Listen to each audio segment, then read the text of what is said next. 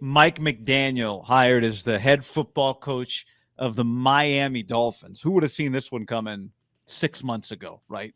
Even 3 months ago, as Mike McDaniel's press conferences started to get a little more attention, there began this conversation. This guy's clearly smart. This guy's clearly likable. This guy coaches for Shanahan, so he's going to have a shot one day. I mean, what could the odds have been if you would posted Mike McDaniel's going to be a head coach in 2022 a year ago? To me, the craziest part about Mike McDaniel becoming a head coach is when Kyle first arrived, it was kind of like a tandem. Like he had a backcourt of these two little minions that were just supposed kind of offensive geniuses. It was LaFleur's brother and then Mike McDaniel.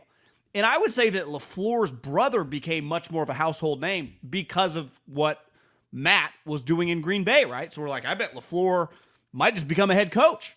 And remember, part of the deal when he became the head coach is they blocked him. And then Mike McDaniel, they said, was a little quirky, and his press conference was funny. You're like, he's probably not going to get a head coaching job. Is he going to become a coordinator? Who even knows? Kyle loved him.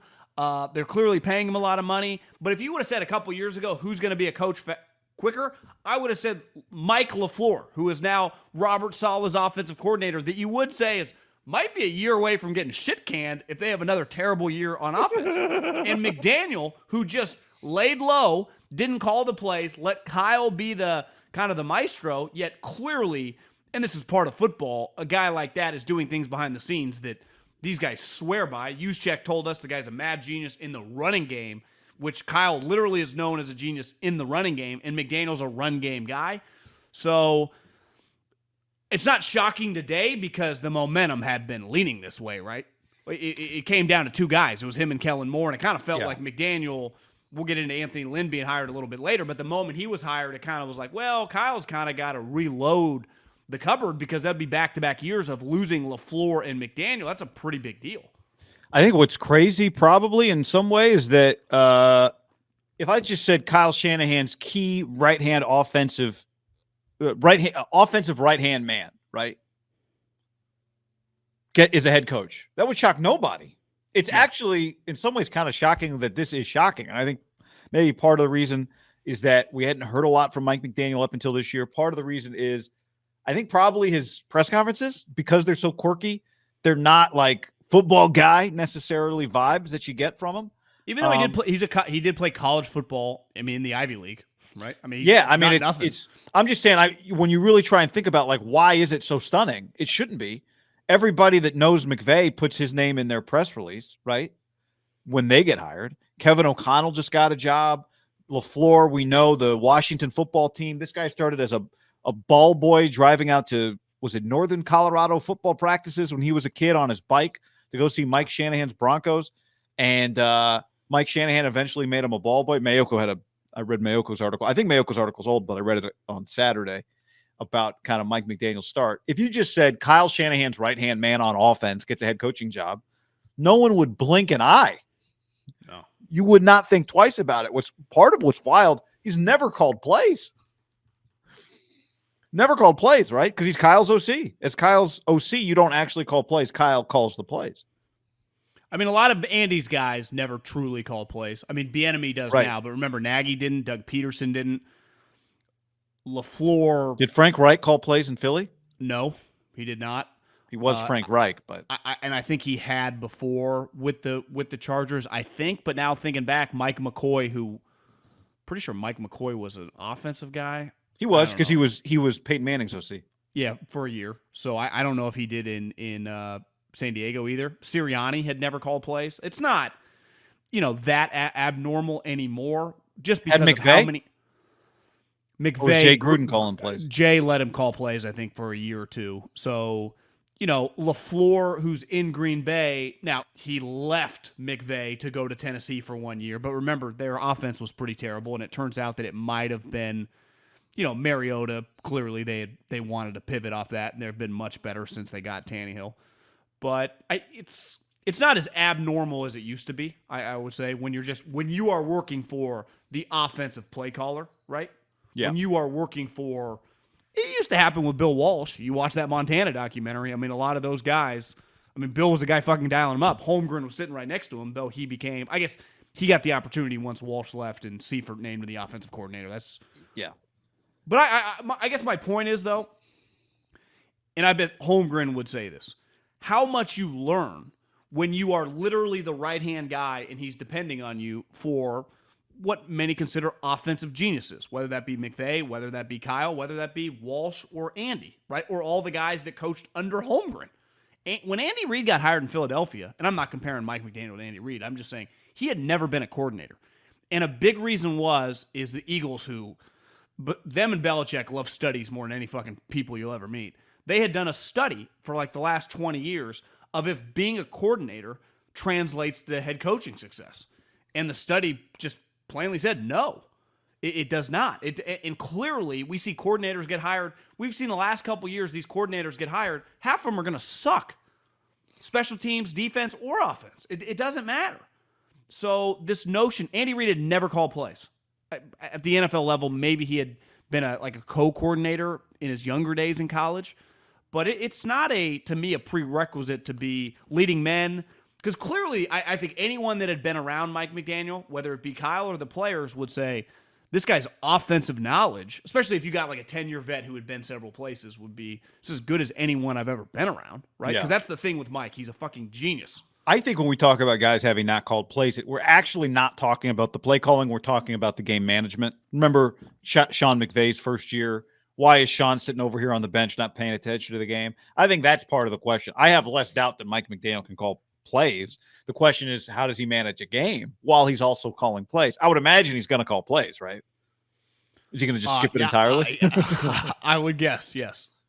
Johnny on the stream said, if you're Mike LaFleur, wouldn't you just try to go back to San Francisco and jump ship with the Jets? Not a terrible thought. Not a bad idea. Not a bad idea. But could you Matt, is Aaron leaving you? Because if he is, I'm not going to jump to you. I'm going to go there. Yeah, maybe I'll go to Denver. But this is, to me, the most guy, Kyle's going to have some return customers. I'll promise you that. He will. He will. The thing with Shanahan, we'll get to Shanahan, is he is the water source for all the plants that feed, right? So he loses coaches, but he's the main water source here. Well, I think that what's so powerful about him and Sean is they've immediately become Andy Reid. Have they not? Because thing of just people, you go there, you shoot like a fucking rocket ship to the top. Kevin O'Connell, good-looking guy, had been kind of in the mix. I mean, he'd been a quarterback, right? Yeah, like Jack Taylor's he'd been a third-round pick to New England, but he'd never really played, lifetime backup, but got into coaching. His life changed when he got involved with Sean McVay. I mean, it changed. The LaFleur and McDaniel's career changed when they got involved with Shanahan. I would say that the difference probably, right, is that McDaniel had been with Kyle for over a decade. I think for 15 years. Like, if anybody's been close to the water source. But he even goes back before Kyle, goes to his dad, right? Goes to Mike. Yeah, I mean, he was on the Texan staff in 06, 07, 08. That was with Kyle, right? But I'm saying I think that thing where he got involved with Mike when he would go as a high school kid led to an internship with the Denver Broncos, I think when he had graduated college, and the relationship with the family. He benefited from just God having some things out of your control. Being born in Denver, Mike Shanahan's in Denver. I mean, that was kind of unique. Yeah. But my point is, have any of these guys been as long tenured with the guy that they kind of branch off of? I mean, probably none not. of McVay's guys could have been. No. Well, a lot of McVay guys come from Kyle, right? Or Mike came from Kyle. Mike should get some credit for what happened in Washington, but yeah. Raheem Morse is now, that's a Shanahan guy. What was Raheem? Was he in Washington? Well, he's technically a Gruden guy. He was a head coach and then went to Washington, or Washington was before? Well, what happened was he was an assistant coach. Remember, like with the Tomlin thing with under John Gruden, and then when John got shit canned in Tampa, they named him the interim head coach, and then I think they liked him, and then they named him the head coach, and then he ended up getting fired relatively quick. But that was pre-Commanders. Pre-Commanders, yeah. And I think what happened is Kyle, who was on the staff as a young guy, remember McVay had the same role. I bet Raheem was pretty young too, and they hit it off, and they've just been buddies. I mean, I think when you're in your mid-20s, you're not making any money. Whoever else is on the staff at the mid-20s, if the guy's not a douchebag, you just become lifelong friends with him, right? I mean, I know I'm lifelong friends with 3 or 4 of the scouts that we were all 24, 25, 26, not making much money, right? And we all could talk shit about the people above us. That's a huge part of it. Yeah. Grinding together on a Friday night. But part of this is just the randomness of like wherever your first job is, who you're going to be around. And it kind of changed for some of these guys. Now, I also think where McDaniel, Kyle, when he went to work for Kubiak as an assistant coach, that wasn't your normal just like, I'm working for this guy, I don't know him. Like it's like family, it's like working for your cousin or whatever. So when he recommending guys to bring in, think of the guys that came in on the Houston staff, right? Sala, old LaFleur, and McDaniel. Like Kyle had a lot of juice / Mike to get to Gary Kubiak to allow, like Gary could have brought in whoever he wanted. He brought in all the Shanahan crew. Right. Which changed all these guys' lives. They're all multimillionaires. Every single one of them. Multi-million. I mean, Kyle's probably the richest. He's been a head coach as longest, and he's had several contract extensions. Robert Sala's $30-40 million contract. LaFleur's making probably $2 million a year. Other LaFleur in Green Bay making $7-8 million a year. I would guess McDaniel minimum $5.5 million. I mean, that's just the going rate for head coaches. You think Mike's gonna get $5.5 million? He's getting $30 million from the Dolphins. Fuck yeah! What do you think the going rate is for an NFL coach? 4.5. This ain't the Mountain West, man. Well, I know it's not, but who's the lowest paid coach in the league? That probably was David Culley last year. What was he making? I'd guess 5. That's just it's just a going. There are industry standards for lawsuits. Well, I understand. I mean, he was making $22 million in the last 3. So yeah, maybe. I mean, I do think that Pelissaro was a lie because that makes it's hard to know what that was. Yeah, that doesn't make any sense. I'm telling you, this is not college. The minimum, Tom Sula, 7-8 years ago was making 4. I just think wasn't Del Rio's deal like 3.5 initially? But again, you're talking wasn't it very low? No, I know. I think the thing that, like, if I were going to argue your point, not even argue, Zach Taylor might be, a $4 or $5 million coach.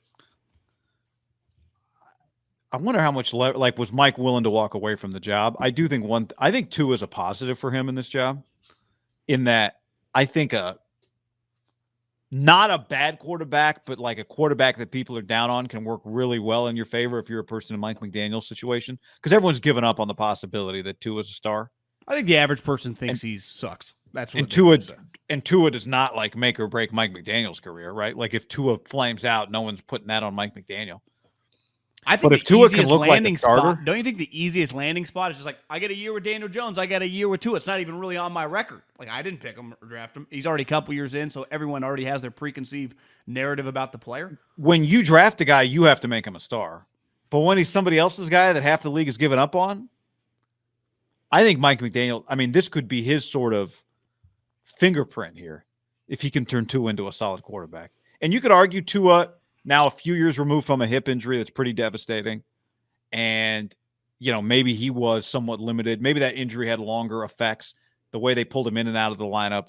Who was calling? What was their offensive staff last year? Well, Flores had like 3 offensive coordinators in 2 years. They had like Eric Studsville and George Godsey and Eric Studsville were their co-OCs, and Charlie Fry was their quarterback's coach. Well, they're Waddle's good. Their wide receivers and Gesicki are good. So they got 2 playmakers. Their running backs are not good. And their O-line really sucks. Like, that's to me the knock. Their O-line sucks.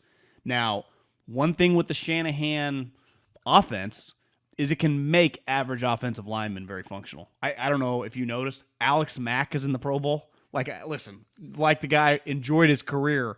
In no world is Alex Mack now Pro Bowl. I mean, Mac Jones in the Pro Bowl, but Alex Mack can function in this offense. Oh, I forgot. They took the Liam Eichenberg, the guy the Niners liked. Oh, from Notre Dame? Yeah. What's his name from SC stinks. Who's his defensive coordinator going to be? It's a hell of a question. He could go just bold and name Kasurik the defensive coordinator and steal him. Niners. I mean, that would feel like it would hurt worse than this hurts. Motherfucker, I made you. You can't take my guys. I made you. I mean, it's one of those where Kyle's like, I will tell them they should hire you as long as you don't do that. Yeah, you get one guy from my roster, and these 3 people are off limits because he can't take D'Amico. But Hightower was on the list of guys. Like when there's a expansion draft and you leave a player, every team leaves a few players unprotected. Well, it would go like this. It'd be like, reports are that McDaniel is zeroing on Chris Kasura from the Niners staff, and then 24 hours later, reports that Mike McDaniel is now missing from the earth.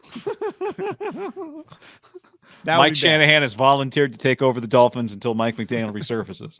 That would be bad. That's not allowed.